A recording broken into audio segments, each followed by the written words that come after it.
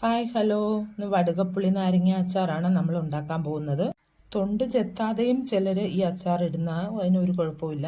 ഞാൻ ഈ അച്ചാറിൽ വിനാഗിരി ഒന്നും ചേർക്കുന്നില്ല.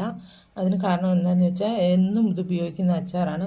പിള്ളേർ കുറേ എടുത്ത് ഒരുപാട് കൂട്ടുന്നതാണ്. അതുകൊണ്ട് തന്നെ ഞാൻ ഇതിന് കൂടെ വിനാഗിരി ഒന്നും ഉപയോഗിക്കുന്നില്ല. വെള്ളം ചേർക്കാതെയാണ് ഞാൻ ഈ അച്ചാർ ഉണ്ടാക്കുന്നത്. അതുകൊണ്ട് തന്നെ ഇത് പെട്ടെന്ന് കേടാകത്തേ ഇല്ല. നമ്മൾ വെള്ളം ചേർക്കുമ്പോൾ അച്ചാർ പെട്ടെന്ന് പൂപ്പലൊക്കെ പിടിക്കുന്നത്. അതുപോലെ തന്നെ ഞാൻ ഇതിന് കൂടെ ശർക്കര നന്നായിട്ട് ചേർക്കുന്നുണ്ട്. അപ്പം ശർക്കരയും എരിവും പുളിയും ഒക്കെ വരുമ്പോൾ ഇത് വളരെ നല്ല ടേസ്റ്റിലുള്ള ഒരു അച്ചാറാണ്. അതുകൊണ്ട് തന്നെ പിള്ളേർക്കൊക്കെ ഒരുപാട് ഇഷ്ടപ്പെടും. ഞാൻ ഇവിടുത്തെ എൻ്റെ പിള്ളേരുടെ ഇഷ്ടത്തിനനുസരിച്ച് ഞാൻ ഇത് ഉണ്ടാക്കുന്നത്. ഇവിടുത്തെ പിള്ളേർക്ക് ഇത് ഒരുപാട് ഇഷ്ടമാണ്.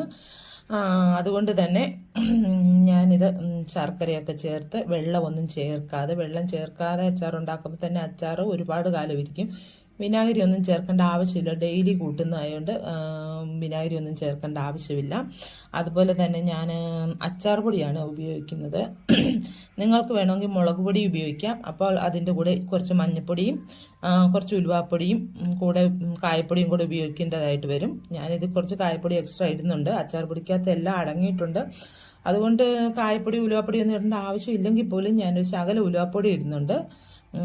പിന്നെ ഞാൻ വെള്ളം ഒന്നും ഒഴിക്കാതെ നന്നായിട്ട് വരട്ടിയ പോലെയാണ് എടുക്കുന്നത്. ഈ നാരങ്ങയ്ക്കകത്ത് ധാരാളം ജലാംശം അടങ്ങിയിട്ടുള്ളത് കൊണ്ട് നമ്മൾ പ്രത്യേകിച്ച് വെള്ളം ഒഴിക്കേണ്ട ഒരു ആവശ്യമില്ല. ഇതിൽ നിന്നുള്ള വെള്ളം തന്നെ ഇറങ്ങി വരും. പിന്നെ ശർക്കര പൊടിച്ച് നന്നായിട്ട് ചേർക്കുന്നുണ്ട്. ആ ശർക്കര ഉരുകുന്നതും ഇങ്ങനെ ചാറായിട്ട് ഇങ്ങനെ വരും. അതുകൊണ്ട് പ്രത്യേകിച്ച് വെള്ളം ചേർക്കേണ്ട ആവശ്യമില്ല. അല്ലെങ്കിലും ഒരു അച്ചാർ ഉണ്ടാക്കുമ്പോഴും നമ്മൾ വെള്ളം ചേർക്കേണ്ട ആവശ്യമില്ല. വെള്ളം ചേർത്താൽ അത് അധികം നാൾ ഇരിക്കുകയില്ല, പെട്ടെന്ന് പൂക്കും. അപ്പോൾ ഇത് വളരെ ടേസ്റ്റിയായി പെട്ടെന്ന് ഉണ്ടാക്കാവുന്ന ഒരു അച്ചാറാണ്. അപ്പോൾ എല്ലാവർക്കും ഇഷ്ടമായെങ്കിൽ സബ്സ്ക്രൈബ് ചെയ്ത് ഒന്ന് സപ്പോർട്ട് ചെയ്യണേ. ലൈക്ക് ചെയ്യാനും വീഡിയോ നിങ്ങൾക്ക് ഇഷ്ടപ്പെട്ടെങ്കിൽ നിങ്ങൾക്ക് ഷെയർ ചെയ്യാനും ഒന്നും മറക്കരുതേ.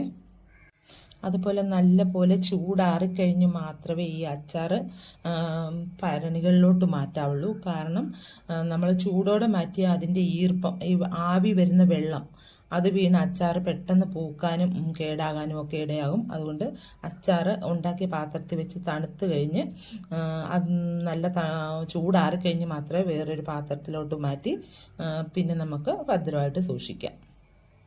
അപ്പോൾ അത്രയേ ഉള്ളൂ. ബായ്.